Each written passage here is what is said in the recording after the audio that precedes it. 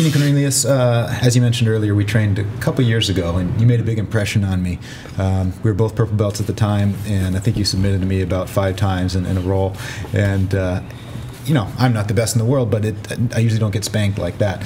And I was surprised because I hadn't heard of you in competition before. Usually guys that are that good, you know their names because they compete a lot, but you hadn't been competing that much. And I asked you afterwards, and you said that you're not very good at competition. Mm-hmm. Well, a lot's changed in 2 years. Tell me about how that change happened. Most of it, I think, was just a mental issue for me, and that's what I like so much about the team here is there's such a good mentality that gets instilled in us. And like back then, that was like 3 years ago, and I was competing quite a bit. I would always try and make it out to Pan Ams, and I competed at Pan Ams as a blue belt juvenile, and then Worlds at 2010 as a purple belt too. That was the Worlds that I was visiting my family. I was training at Gracie Baja there. I think I was there for like a week, and then I did Worlds, but mostly it's just all mental, I think, and just having the right mindset, having the confidence in yourself. I used to have like more confidence issues in myself, and also I wasn't in very good shape either. I didn't do any sort of external conditioning other than just rolling. I was just one of those guys just like to roll. I didn't really drill either. So when you're in a competition setting, you don't have that drilling or the conditioning to keep the pace high, you really feel it. What are some concrete examples of how you improved your mindset? Probably positive affirmations, like just saying to yourself that you believe you're going to win. You believe in your training. You believe in your. It's not even like.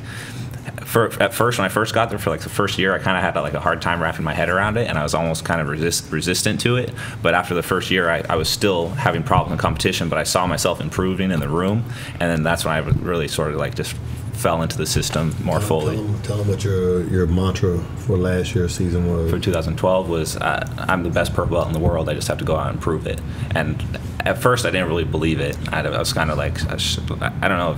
I guess I was just felt like I was too like realistically minded or something. I was like, there's no way I could possibly be the best, right? And then after after Europeans is when I first started to like, I had started saying it before that just to like give it a shot, you know, because I didn't really believe in all of the positive affirmation. Master calls it the spooky stuff. It is kind of spooky when you start really believing in it.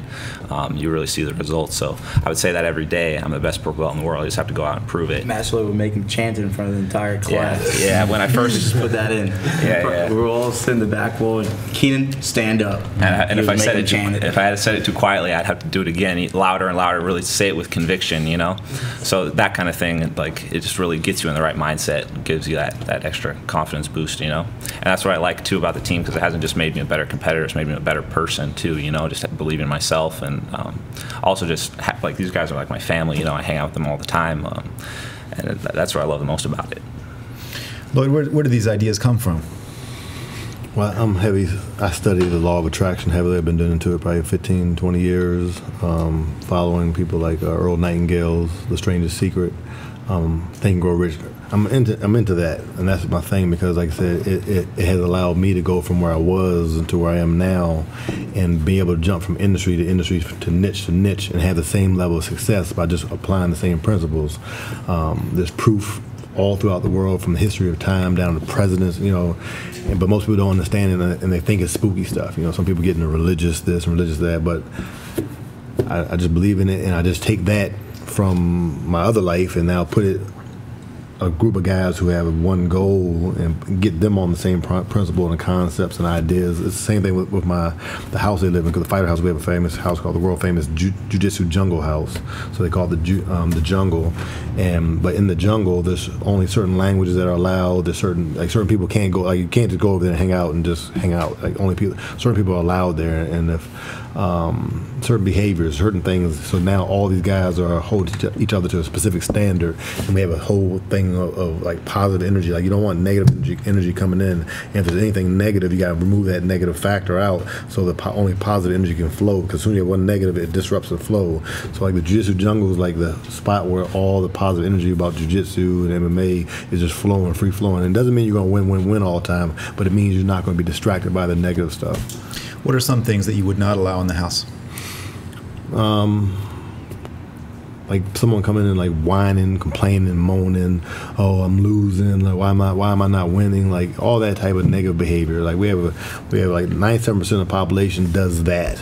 Only 3% of the population, and it's very important to say that 3% of the population just thinks positive and is on this mindset, and it can be a learned thing. Most people aren't born with this, because most people throughout their life as a child, they're told no this, no you can't do that, and whether it's a school teacher, whether it's a parent, somebody's always putting negative stuff in your head. So we have a thing like somebody's putting a bunch of BS in your head, and then they put concrete on top, and the concrete hardens, and more BS and more concrete, and over 20 years, you have 20 years of this BS and concrete. So it takes somebody to go in and start breaking up the concrete and taking the BS out, and breaking the next level of concrete out, taking more BS out, and to get to a point where someone can believe in themselves. So if you think about like an economic situation where a person has come up in a poor, lower economic status, like their parents probably put in their head like, oh, you can't afford that, we can't afford that, and in their child's mind like, we can't afford that, and there's certain things that they're taught differently than someone from a mass affluent family who are dealing with their child that comes up with a different mindset. So it's the same thing with jiu-jitsu. I have a thing called BJJ bitch assness, and it comes down to a situation where the mass majority of 97% of the school owners, students, they all have it. They're infected with it. So you'll see it this weekend. At the tournaments, all you have to do is go watch somebody lose. If you see the person that loses, go stand next to them as they come over to the coach and their teammates and just listen. And you're going to hear the whining, complaining. Oh, it's okay. Don't worry about it. He's been training long, and don't worry about it. He's a 3-stripe blue belt. Don't worry about like all that. Like that's damaging that athlete, and they may not be trying to damage that athlete on purpose. The same way the parent is telling the kid, we can't afford this, or no, you can't have that. That's too expensive. They're not trying to damage them on purpose, but they are damaging them. They don't understand it. So it's just about keeping all that away. And I understand that. I've come from middle class, and I've gone to different levels, and I've seen students that have gone from come with one mindset where, like, we have a situation. Say if you're training and you grapple and you catch a knee to your head. The mass majority of schools, they catch a knee, they say, oh. They rub their head, maybe go look in the mirror. They go like this. Okay, 30 seconds later, they check in and begin again. At our school, you can't do that, because if you're injured, then go take care of yourself. But because in Brazil, if you get hit in the knee and you say ho, and the guy jumps on your back, and now you tell the referee, oh no, no, you can't do that. So we have these little tiny, minute things that we work on, and it makes a huge difference overall. Mm-hmm. Keenan told us about how he resisted a little bit of Lloyd's methods. Have any of you, did you resist those in the beginning? Probably. I mean, I don't know if resist is, but I don't know if that's the right word. It's something new, when something's new to you, it's like you crawl to it, you're not too sure, mm-hmm. and kind of afraid of it at times. But I wouldn't say resist it, though. Right. I mean, certainly now the proof is in the pudding that it works. Yeah, I did resist it. I was kind of skeptical at first when I came out, because I'd heard so many rumors about Master Lloyd and the whole team. So when I first got there, I was kind of skeptical, and it really held me back that first year, I think. What do you think is the biggest misconception about the team?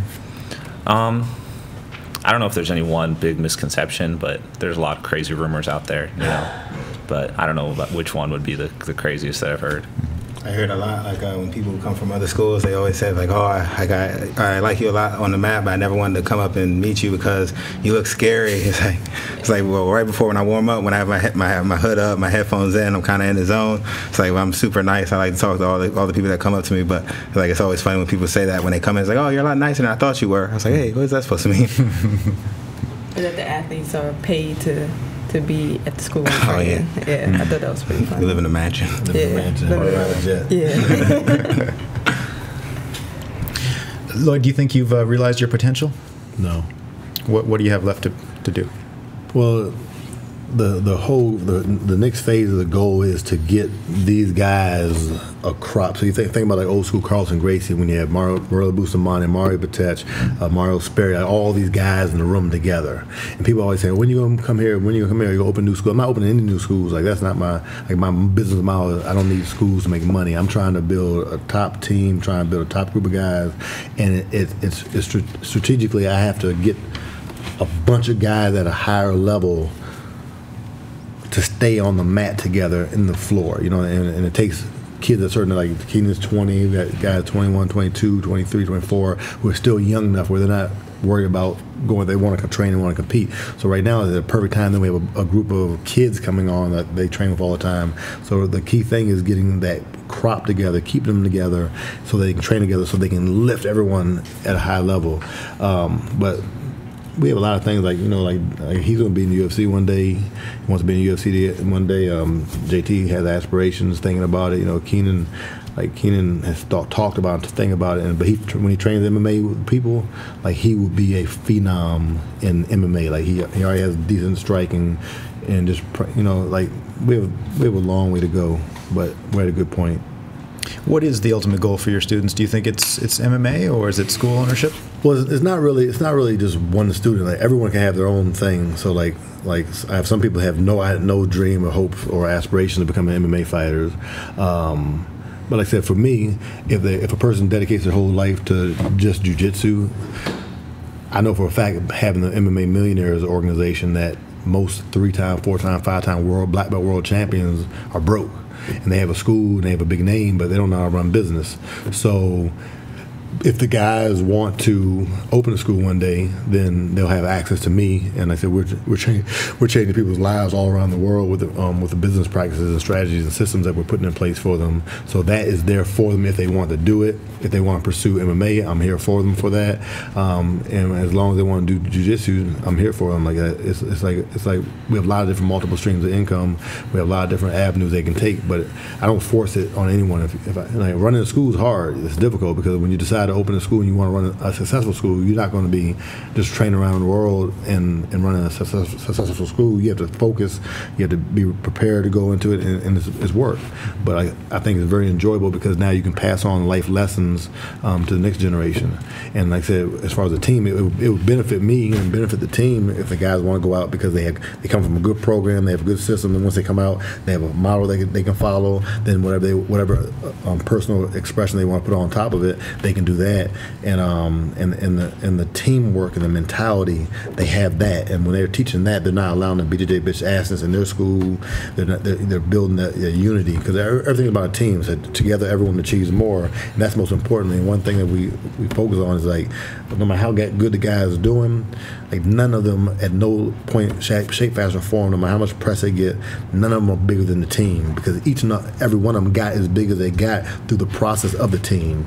And as long as they understand that and pass that on to the next generation, we're in a good situation. If anyone ever steps out and thinks that they're bigger than the team, which has happened before, then you start having problems, because they're not bigger than the team. No one's bigger than the team. And that's how you're going to build a team. David, you've had school for quite a while now. What was one thing that you were doing wrong before that your relationship with Lloyd fixed? One?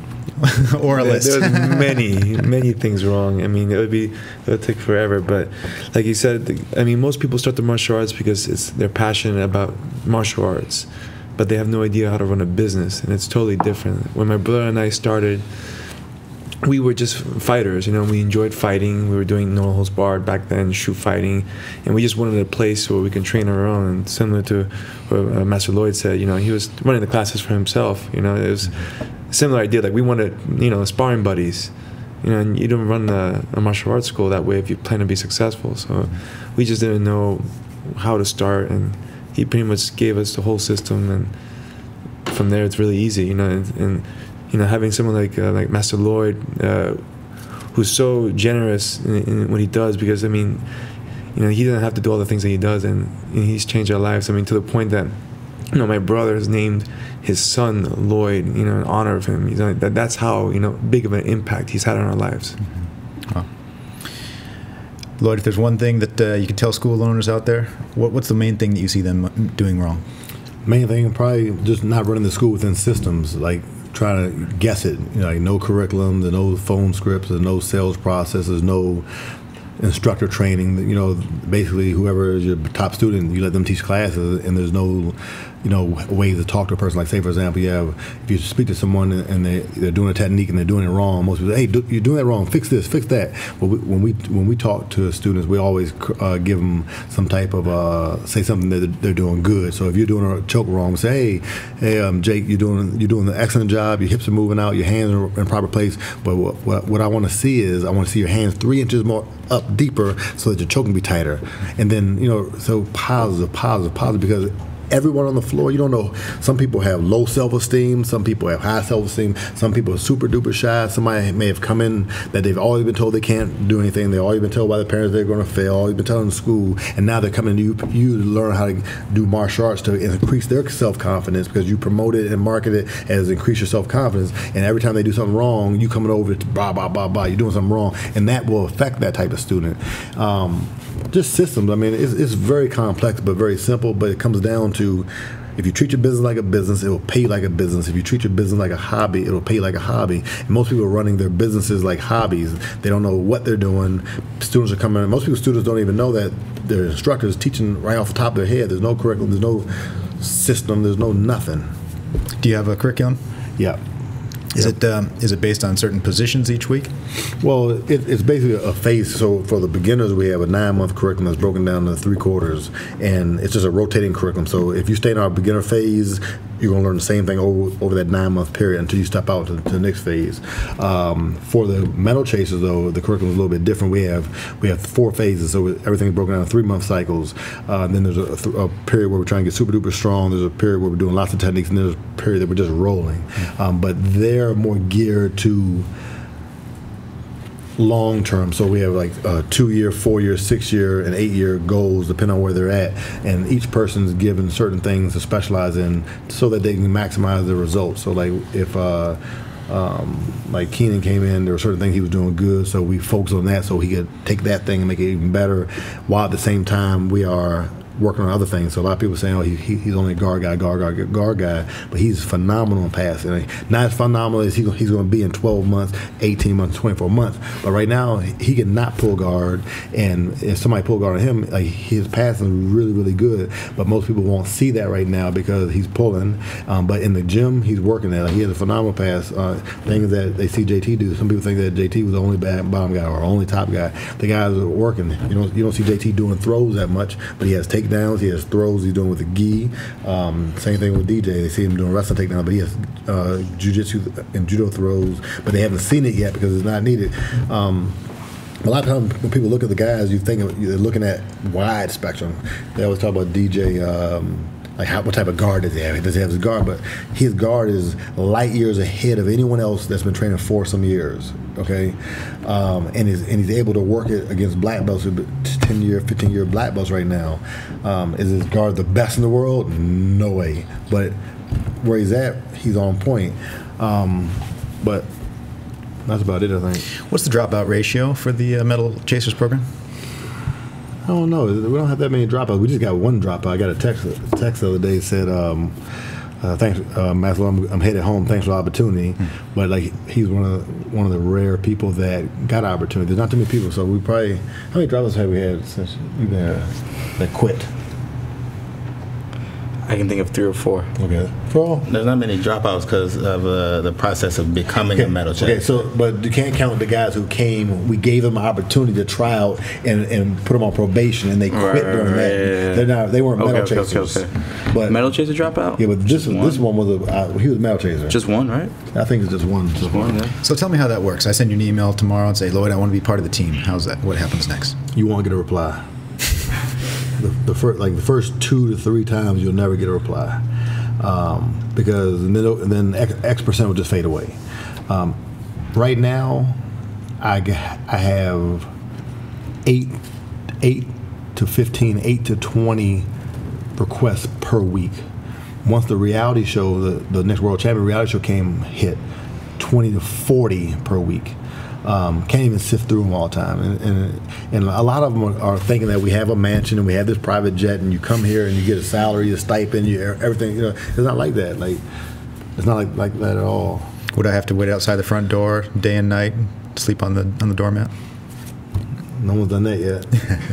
But it's like, people who are dead serious have a burning desire. Like, if you read Think and Grow Rich, you look at what it takes to have a burning desire. If you have a burning desire, like if a parent is driving with a child and a mom gets in a car accident and the child flies out the window and he's trapped under a burning car, like, the mom is going to go save him, and if she doesn't save him, she's going to die, but she's going to die trying. Like, she has a burning desire to save her child's life. So we switch it to jiu-jitsu. Like I said, do you have a burning desire? Like everyone says, oh, I want to be a melted. I want to be melted. Do you have a burning desire? If you have a burning desire, a person that has a burning desire will know what to do. Mm-hmm. Right.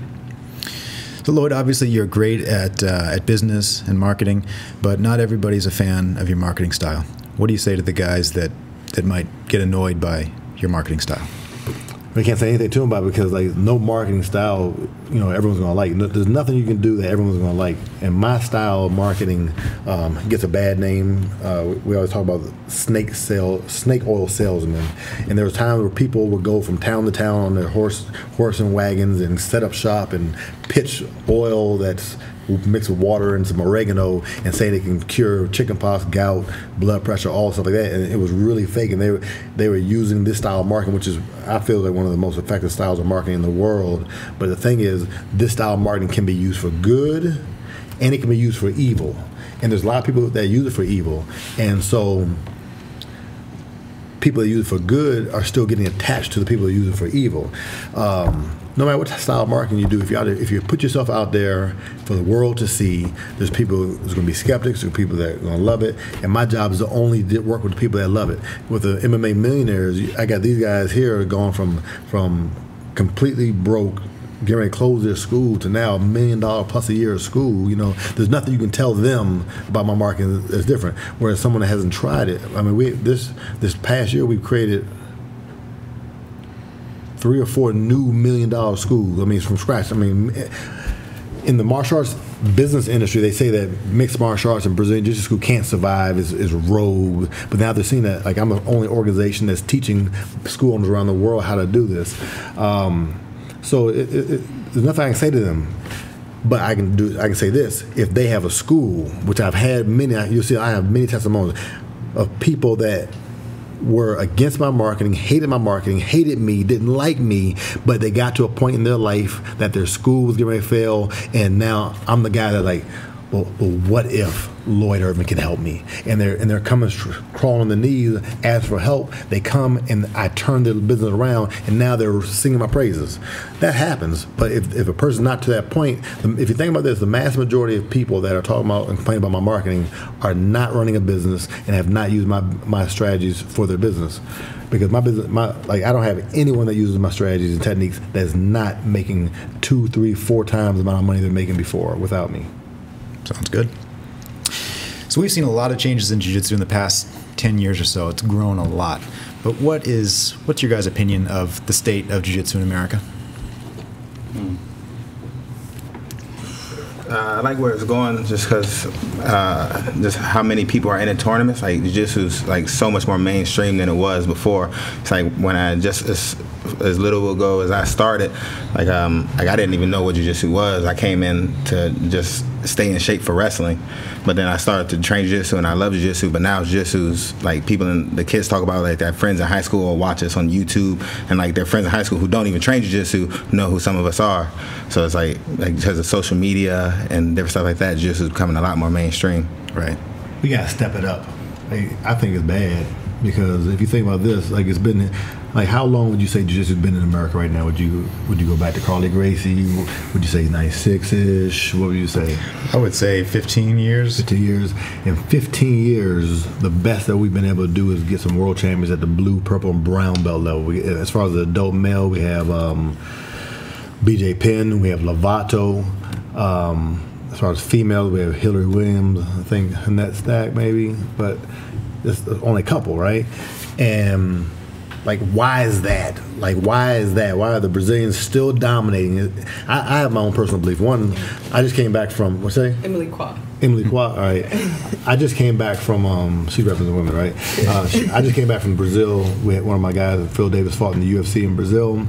And when I was there, the Brazilians, Jose Aldo, Anderson Silva, Minotauro, and them, like, they're on TV commercials, they're on banners, billboards, they're on billboards driving through tunnels. I mean, it is huge. I sat in a meeting with a marketing company that sponsors the entire Brazilian top team. I mean, it's a big deal. Whereas people in Brazil, if you're a kid aspiring to become rich one day and famous, like jiu-jitsu is a real viable thought process where a parent may push a kid trying to do it, whereas here they may push the kid to football, baseball, basketball. Over there is different. So now you have two different thought patterns. You have a bunch of people over there that can change their entire family's economic life by training in jiu-jitsu and doing good in jiu-jitsu, whereas over America it's not like that. So a few teams out here, and I'm helping a lot of teams out here that trying to take it to the next professional level, because you have the metal chaser model that we're doing. I think it needs to be followed, because 97% of the population don't want to do what they're doing. And so anyone that says, oh, I don't want to be like that, I don't want to, it's not for you. But for the guys that want to win, to take a shot at competing at the black belt level with these guys, you have to go through the blues and the purples and browns and get those titles and build up that confidence to even chance. Like, so right now we're going to come out, we're going to have 2 or 3, 4 people at a black belt level. In a couple of years, we have 4 or 5 more people that have a chance and are viable and are going to be battling toe to toe. And this is all in a short period of time, conceptually, based upon what I was saying. I think it's bad. I mean, people got to get serious, and people have to be getting in a reality and understand that if you're in a situation that isn't conducive to win a black belt world championship, and you want to win a black belt world championship or a purple belt world championship, brown belt world championship, you need to make sure that you're in that environment. And this is not about telling people, oh, they should go switch schools. It's not about switching schools. It's about, like, my guys believed in me. So I'm coming up. We didn't have a purple belt world champion. We didn't have a brown belt world champion. We didn't have a blue belt world champion. The guys believe me because I'm 100% transparent with my goal. The guys know I'll do anything in my possible power, anything in my power. I don't care what I have to do. I don't care who I have to fly in. I don't care what it is. I'm going to do whatever it takes to do to win this championship, to win this thing. Same thing like an NFL team coach, whatever needs to be done. So, and they believe in it. They see the passion and they see the results. And like I said, I'm excited, but I think more people need to step up, because if it ever becomes an Olympics team, it's not going to be Team Lloyd Irvin, America's jiu-jitsu team, versus Brazil. It's going to be America, everyone in America. So we need 2 guys from that team and 1 guy from that team, and how many people we can get from our team, and everyone to do it. But if people keep training on a non-professional level for their comp team, it's going to be too scattered, and it's just going to be hard. Great thoughts, Lloyd. Guys, don't go anywhere. We're going to be back for the last segment of this chat. Stay tuned. Be right back. BudoVideos.com, in association with the International Brazilian Jiu-Jitsu Federation, bring you the 2012 World Jiu-Jitsu Nogi Championships. To accommodate the overwhelming interest to compete, this event is now a 2-day affair, and BudoVideos.com will be bringing it to you live with our exclusive and groundbreaking multi-mat technology. Every match will be shown. That's 2 full days, 8 hours a day on 10 mats. You do the math. The 2012 Nogi World Championships, broadcasting live November 3rd and 4th, exclusively at BudoVideos.com. So, Lloyd, if I heard you correctly, you said that your dissatisfaction with the state of jiu-jitsu in America right now is the fact that there's not enough American world champions. Is that correct? Well, it's more so, it's like the people that are out there that have the potential to create them. I think some people are delusional in what needs to be done, and people are, I don't care what your model is, your protocol is, because think about this. This is the reality, and people are going to feel a certain way about this, what I'm about to say, but what model has been successful in creating high-level Americans? Like you answer the question, who? High-level Americans. Well, Rafael Lovato comes to mind. Yeah, and Lovato came through Machado all the way to black belt, then went to Salo and got his title. Mm-hmm. But we're talking about consistently. Mm-hmm. We're talking about what consistent. So like what model is doing it? Because if you think about the Brazilian teams like Alliance and Gracie Barra, who have droves and droves and droves of black belt world champions, obviously have a model to create it, right? Mm-hmm. But they come over here, have they done it for American? No, it's different. You know what I'm saying? Training Brazilians and training Americans are 2 different things. The different mindset is a different thing. So there's ways that you have to work on the mindset of the Americans that you're training with to get them prepared to get to that next level. And that's my personal belief, and I think it's backed up by facts, because if your system is so good that it just creates black belt world champions, then you should be able to put any person into that system and continue to create, but no one's done it in America. Everyone has, you know, a champion here, a champion there, blue, purple, brown. But I mean, consistency. It's difficult, but I have my own thing about building processes, building models, building protocols, and putting people into the protocols. Like, so we have blue belt champions, purple, brown. We have Grand Slam purples, Grand Slam browns. JT got bronze in the black belt. You know what I'm saying? We're creeping. We got a UFC champion. We got MMA champions. Like, we're creeping. Like, that black belt world title is the last thing standing, I think. You know, when I look at a lot of the Brazilian guys, I see a ton of guys that don't have to worry about work. Exactly. And they just train all the time, much like you guys do. I wish I could go back when I was your age and just train multiple times a day. But most Americans are pressured to think about work and not to do something that, you know, a sport or a hobby like jiu-jitsu. Is it just a numbers thing? There's so many guys in Brazil that all they do is train that, of course, there's going to be... I believe so. I believe that's one of the things, because they're hungrier. They're hungrier. And I think it's the instructor's fault, too, because, like, right now, our jiu-jitsu jungle house, we have a bunch of guys in my MMA Millionaires who also now have their own houses for their called fighter houses. And this model, everyone loves the model, whether they say it publicly or they don't. If I say, listen, you can have your own fighter house and you can have your top guys training in the house, living in the house and training full time, would you do it? Yes or no? The mass majority would say yes, right?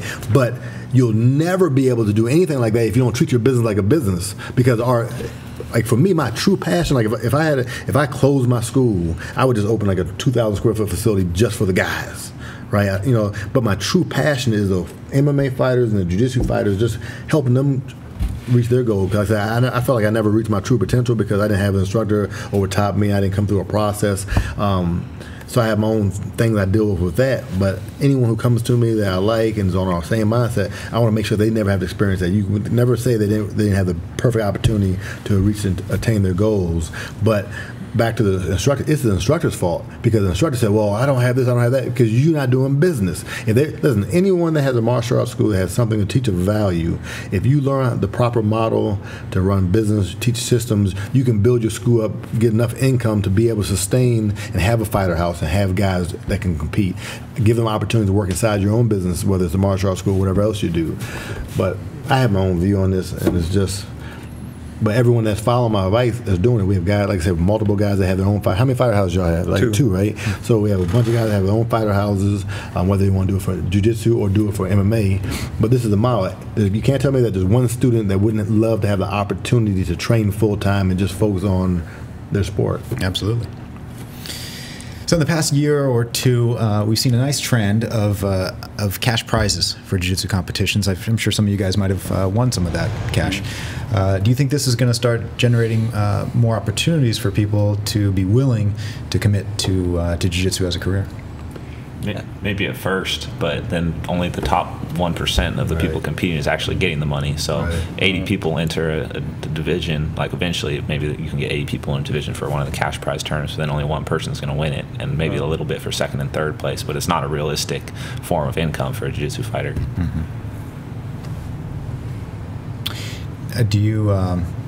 Does the cash prize influence you guys to join a particular tournament or not? Absolutely. Yes. Absolutely. Yeah, man, it's nice to get an extra grand or two here and there. Right. Do you think this trend is going to continue? I hope so.